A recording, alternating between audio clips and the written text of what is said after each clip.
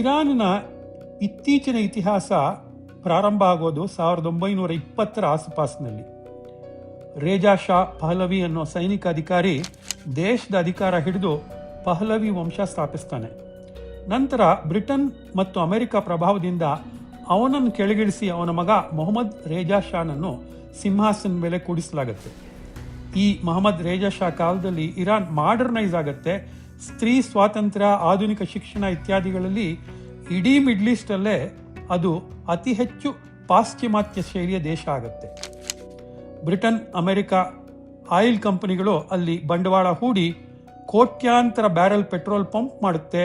Iran ಸಿರಿವಂತ ದೇಶ ಆಗುತ್ತೆ. ಆದರೆ ಇದು ಎಲ್ರಿಗೂ ಇಷ್ಟ ಆಗೋದಿಲ್ಲ. ಶಾ ಕಾಲದ ಮಾಡರ್ನೈಸೇಷನ್, ಅದರಲ್ಲೂ ಸ್ತ್ರೀ ಸ್ವಾತಂತ್ರ್ಯ ಕಟ್ಟರ್ ಮುಸ್ಲಿಮರಿಗೆ ಇಷ್ಟ ಆಗೋದಿಲ್ಲ. ಇನ್ನೂ ಹಲವರಿಗೆ ಕಚ್ಚಾ ತೈಲದ ರಾಷ್ಟ್ರೀಯ ಸಂಪತ್ತು ಪರದೇಶದ ಬಂಡವಾಳಶಾಹಿಗಳ ಕೈಯಲ್ಲಿರೋದು ಕೋಪ ತರಿಸುತ್ತೆ. ಯುವ ಜನರು, ಅದರಲ್ಲೂ ವಿದ್ಯಾರ್ಥಿಗಳು ಕ್ರುದ್ಧರಾಗಿ ಪ್ರತಿಭಟನೆಗೆ ಇಳಿತಾರೆ. ಶಾ ಅದನ್ನು ಶಾಂತಿಯಿಂದ ಸಂಭಾಳಿಸೋದು ಬಿಟ್ಟು ಸರ್ವಾಧಿಕಾರಿಯಂತೆ ಎಲ್ಲರನ್ನ ಜೈಲಿಗೆ ಹಾಕಿಸ್ತಾನೆ. ಕೊನೆಗೆ ಇರಾನ್ನ ಪ್ರಧಾನಮಂತ್ರಿಯನ್ನು ಸಹ.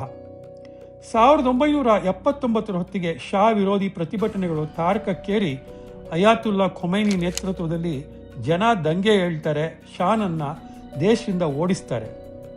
ಆಧುನಿಕ ಇರಾನ್ ಇಸ್ಲಾಮಿಕ್ ರಿಪಬ್ಲಿಕ್ ಆಗತ್ತೆ. ಇಂದಿನ ಇರಾನಿನ ಕಾನೂನುಗಳು, ಧಾರ್ಮಿಕ ರೂಲುಗಳು ಶುರುವಾಗೋದೇ ಅಲ್ಲಿಂದ. ಇದಾದ ಬೆನ್ನಲ್ಲೇ 8 ವರ್ಷಗಳ ಕಾಲ ಇರಾಕ್ ಜೊತೆ ಭೀಕರ ಯುದ್ಧ ಆಗಿ ಲಕ್ಷಾಂತರ ಜನ ಸಾಯ್ತಾರೆ. ಕಳೆದ 20-30 ವರ್ಷಗಳಲ್ಲಿ ಇರಾನ್ ತನ್ನ ಆಟಮ್ ಬಾಂಬ್ ಆಂಬಿಷನ್ ಮತ್ತು ಇಸ್ರೇಲ್ ಅಮೆರಿಕದ ಜೊತೆಗಿನ ಕಿತ್ತಾಟದಿಂದಾಗಿ ಸುದ್ದಿಯಲ್ಲಿದೆ. ಇಂಟರ್ನ್ಯಾಷನಲ್ ಲೆವೆಲ್ನಲ್ಲಿ ಎಷ್ಟೇ ನಿರ್ಬಂಧಗಳಿದ್ರೂ ಇರಾನ್ ತನ್ನದೇ ಆದ ಪ್ರಭಾವ ಉಳಿಸಿಕೊಂಡಿದೆ. ಇತ್ತೀಚಿನ ದಿನಗಳಲ್ಲಿ ಅಲ್ಲಿನ ಮಹಿಳೆಯರ ಹಕ್ಕುಗಳಿಗಾಗಿ ನಡೆಯುತ್ತಿರುವ ಪ್ರತಿಭಟನೆಗಳು ಹೊಸ ಮನ್ವಂತರಕ್ಕೆ ದಾರಿ ಮಾಡಿಕೊಡ್ತಿವೆ. ಒಟ್ಟಿನಲ್ಲಿ ಕಳೆದ 100 ವರ್ಷಗಳಲ್ಲಿ ಇರಾನ್ ಹಲವಾರು ಏಳು ಬೀಳುಗಳನ್ನು ಕಂಡಿದೆ. ಇಂದಿನ ಪರಿಸ್ಥಿತಿ ಗಮನಿಸಿದರೆ ಇನ್ನಷ್ಟು ಬೀಳು ಸಹ ಅದರ ಭವಿಷ್ಯದಲ್ಲಿ ಇದೆ ಅನಿಸುತ್ತೆ.